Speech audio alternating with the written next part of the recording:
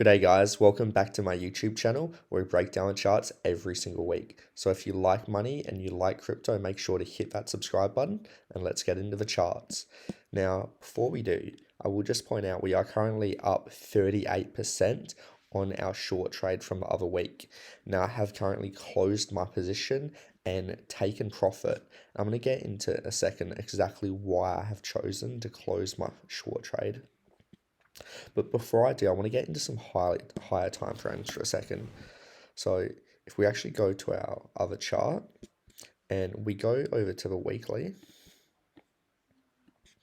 so we can actually see we're still at that very key level at around 30,000 that we've been at for the last few weeks.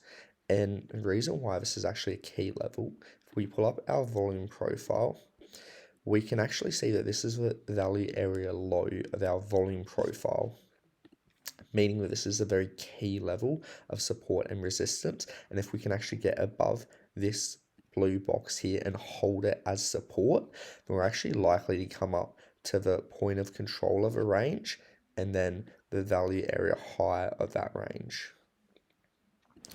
However, for us to get back into that volume profile, we do actually need to get above this key level here around 30,000, which we have not been able to do so far. And this is probably our biggest level of support and resistance that we do need to overcome to get back up to those all-time highs. As you can see, it was support back here in May, and it was support here, as well as a bit of resistance before we did finally break through to the downside. So if we can get above this level, I will be targeting a big move up to the $48,000 level before expecting a big correction back down. And if we actually look at our Elliott wave count, we can actually see a very clear 1, 2, 3, 4 wave impulse, and we are currently in our wave 5 impulse, and we did make a slightly higher high. Whether that wave 5 stops there or it actually ends up going higher, I'm really not sure. If it does continue higher and we do break through, we could potentially see something like this, or even probably more likely up to the $48,000 level. But I am leaning towards this being the end of our wave 5 at the moment, which would see us having A, B, C correction back down, likely to the 25k level, which is probably our next key level of support and resistance. Sorry, let me draw it a little bit better, which would be that level there, being resistance and resistance now flipped as support.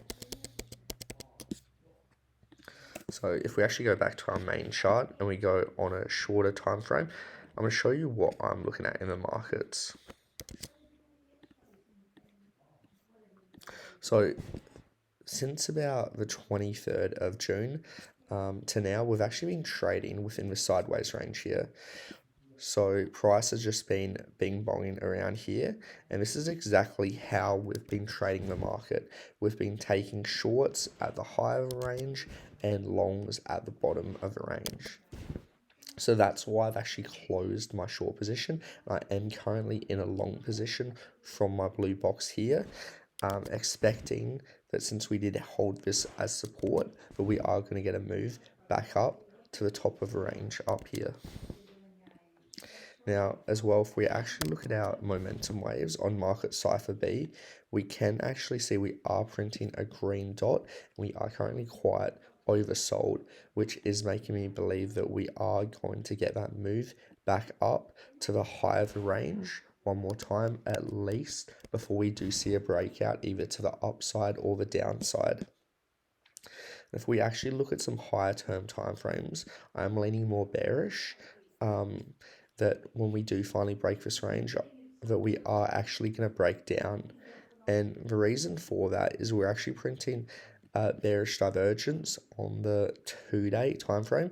So this is where our price action is going higher, but our momentum waves are actually going lower, which indicates a loss of strength and a loss of momentum in the market. So even though in the short term I'm a little bit bullish, expecting price to go back up to the highs of a range, I am expecting that a bigger move down is going to come, and that we are going to break down, and my next target is in this blue box here. So this level is around 28,500, where we'll be looking for us to find support and then potentially move back down. And we can actually see as well that that actually does coincide with my red lines here that have been descending support and resistance from all the way back in January. Price has been reacting off of this line as support and as resistance when we have got to the highs of a range, even though we did have a fake out here. So I would actually say that it is more likely than not that we do actually see something similar to this, where we do get that move up in the short term, and then we do have a breakdown, which could line up exactly with my red line here before we do get a bigger move to the upside. Because if we do extend these lines for a sec,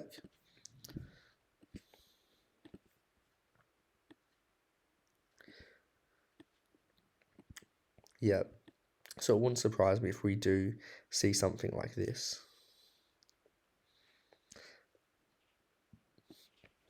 I'm not sure exactly how it's going to look, guys, but I do expect for us to just bounce around within those lines. But that's pretty much all I've got for today. I hope you enjoyed that video, and make sure to like and subscribe if you did, and I'll see you guys next time.